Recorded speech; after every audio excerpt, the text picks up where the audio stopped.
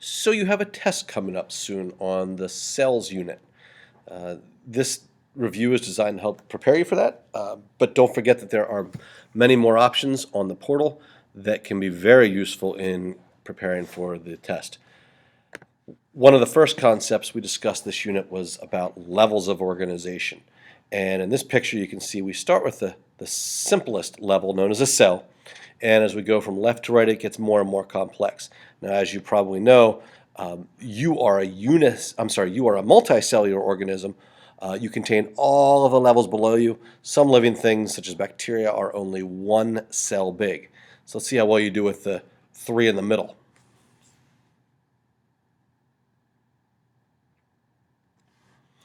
So the 5 levels that we've discussed are cell, tissue, organs, which are made of lots of tissues together, organ systems, and organ systems work together to make you the multicellular organism.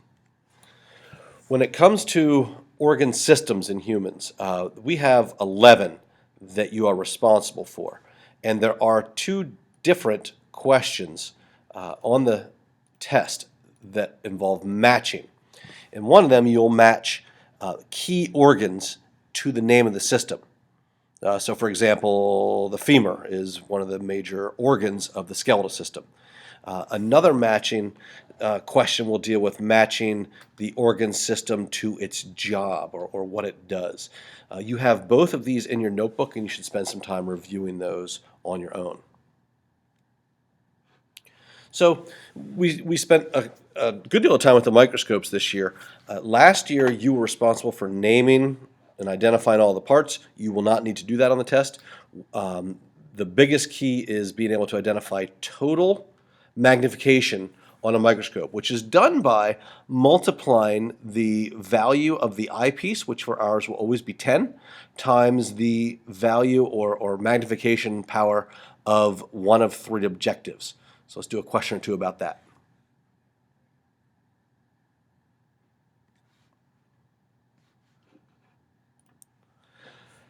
So the largest part of your test will be dealing with cells.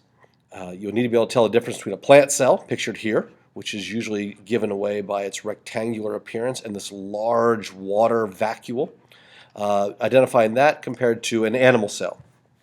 And the most points that are on the test will deal with identifying the names of the organelles. So, for example, 1 is pointing to a mitochondria, 2 is the cytoplasm, 3 is pointing to a Golgi body, 4 is a lysosome.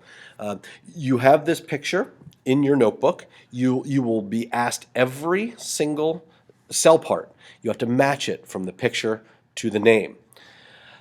That's at least 10 points right there. Another part will be identifying or matching the names of the organelles to their job. And that's where the candy factory analogy can be very, very useful. For instance, if you remember that the mitochondria is the powerhouse of the cell, you can remember maybe that mitochondria is where cellular respiration occurs, where energy is released, stored in sugars.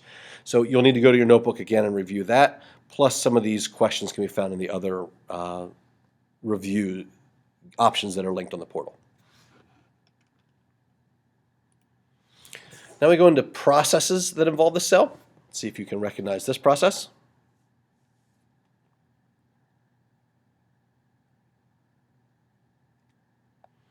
And this process is similar, yet different.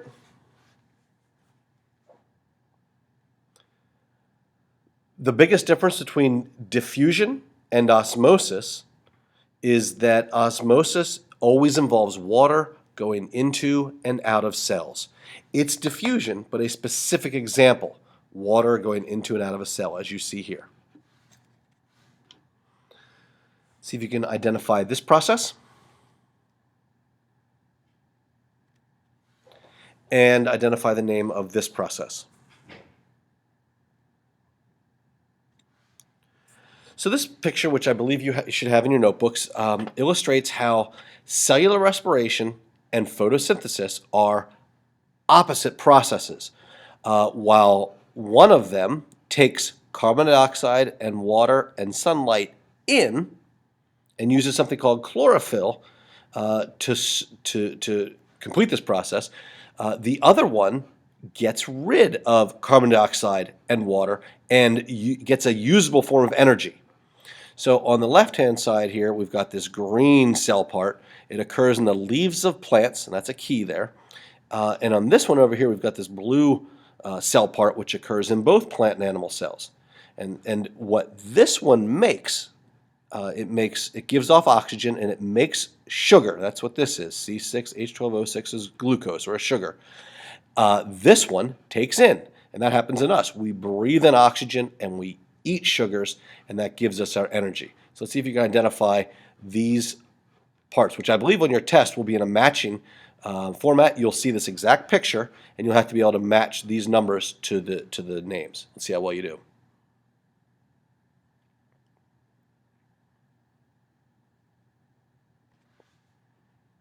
And here's the completed picture. The chloroplast is, of course, in plant cells, has these stacks of chlorophyll on the inside. That's where photosynthesis occurs. And the mitochondria is the organelle, which is where the process cellular respiration occurs. And these two are opposites. What one gives off, the other takes in. You can see this cycle continuing. And the last concept we discussed in this unit is about the cell cycle. The cell cycle is extremely important for you to grow and repair and replace dead or injured cells in your body. Essentially, the cell cycle, if we choose this as a starting point, you can go around and you'll come back to right where you began. And the cell cycle, the main purpose of it is to take one cell and to produce two cells. However, in the middle of the cycle, there is this process called mitosis. And mitosis occurs, let's see, mitosis occurs right in here. And let's do a little better job of that. Mitosis is right here. It's all of these parts right here. It looks like a big part of the cycle, but it actually only occurs, it occurs in a very short period of time, a few hours. It's an organized way of delivering the correct chromosomes to the two new cells called daughter cells. So prophase, metaphase, anaphase, and telophase, or telophase, their whole job is to organize these chromosomes. Here they are in pairs, here they line up, they get split apart, and then you can start to see a new nucleus forming, so that the two new cells have the correct amount of chromosomes or DNA. Your job will be to identify and match the names of the phases to the correct pictures, noting that, of course, these pictures are not in the correct order. They're not in order from interphase to prophase to metaphase. So let's see how well you do with this.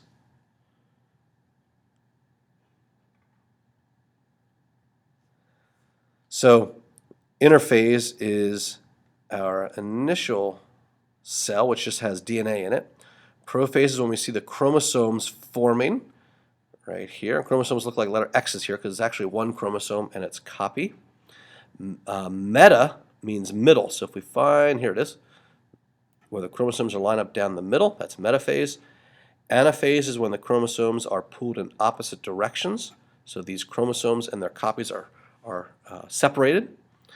Telophase or telophase is when you start to see two new nuclei form, and the cell is beginning to pinch in as it goes towards the actual cell and cytoplasm division, where we have two new cells called cytokinesis.